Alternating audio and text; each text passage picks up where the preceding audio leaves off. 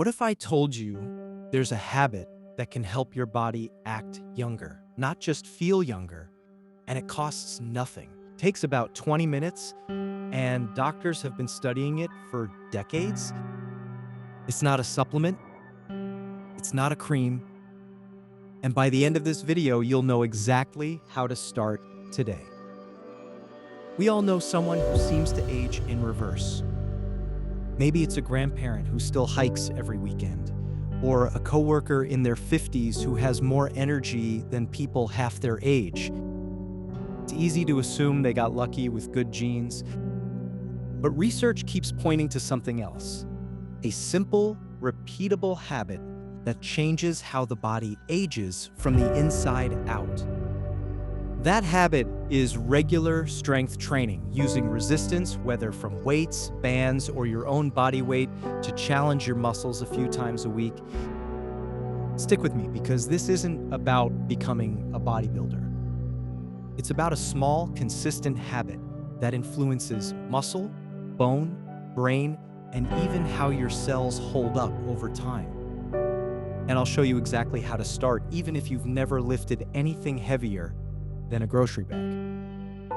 Starting around age 30, most adults lose a small percentage of muscle mass every decade if they don't do anything to maintain it. This process, called sarcopenia, speeds up after age 60. It's one of the biggest reasons aging can feel harder physically. Slower walking, more falls, less independence. The encouraging part is that muscle tissue responds to demand at almost any age. Studies published in journals like the Journal of the American Geriatric Society have shown that resistance training programs can help older adults rebuild strength and improve mobility, even in their 70s and 80s. More muscle isn't just about looking strong.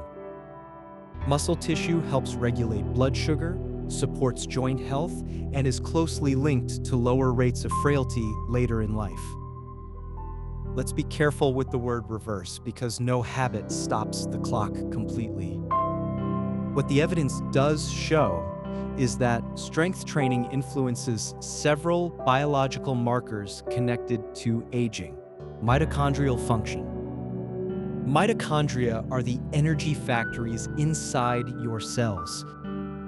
Research from institutions like the Mayo Clinic has found that resistance and interval-style exercise can improve mitochondrial efficiency, especially in older adults, which may support more youthful cellular energy production. Muscle protein synthesis. Lifting weights signals your body to repair and build muscle fibers. This process stays active well into older age, according to research published in outlets like the National Institute on Aging. Bone density. The National Osteoporosis Foundation notes that weight-bearing and resistance exercise helps maintain bone strength, which matters because bone loss accelerates with age, particularly after menopause. Inflammation markers. Chronic low-grade inflammation is linked to many age-related conditions.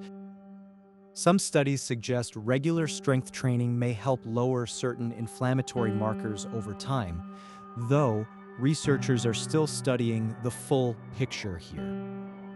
Telomere length. Telomeres are the protective caps on the ends of your chromosomes, and they naturally shorten with age.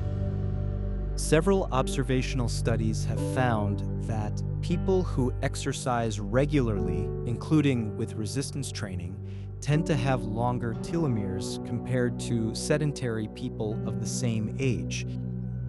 This is an association, not proof that exercise alone causes it, but it's a promising area of research. Put simply, strength training won't make you 20 again, but the evidence consistently shows it supports the systems that tend to decline with age. Before we get to the routine, let's clear up a few mistakes that stop people from sticking with this habit. Mistake 1, thinking you need a gym. You don't. Bodyweight exercises like squats, push-ups, and lunges count as resistance training. Mistake 2, going too hard, too fast.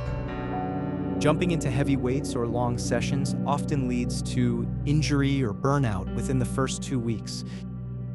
Consistency matters more than intensity. Mistake 3, skipping recovery. Muscles rebuild during rest, not during the workout itself. Training the same muscle group every single day without recovery can backfire. Mistake 4, comparing your starting point to someone else's. Progress in strength training is personal. What matters is that this week you're doing slightly more than you could last month. Mistake 5, quitting after missing a few days. Life happens. The habit only works if you return to it, not if you're perfect at it. Here's a beginner-friendly structure that doctors and physical therapists commonly recommend for adults building this habit for the first time. As always, check with your doctor before starting a new exercise program, especially if you have existing health conditions. 2 sets of bodyweight squats or chair squats, 8 to 12 reps, 2 sets of wall or knee push-ups, 8 to 12 reps, 2 sets of standing rows using a resistance band, 10 to 12 reps, 1 to 2 minutes of standing balance work, such as holding onto a counter and lifting 1 foot. A brisk walk, gentle, stretching light mobility work like arm circles or hip rotations. Full rest. As this becomes easier, you gradually add resistance, whether that's a heavier band, added reps, or light dumbbells. The goal isn't to rush, it's to keep showing up. One of the most repeated findings across aging research is that consistency over months and years produces the benefits, not a single intense workout. The Centers for Disease Control and Prevention recommends adults do muscle strengthening activities at least 2 days a week, alongside regular aerobic activity like walking.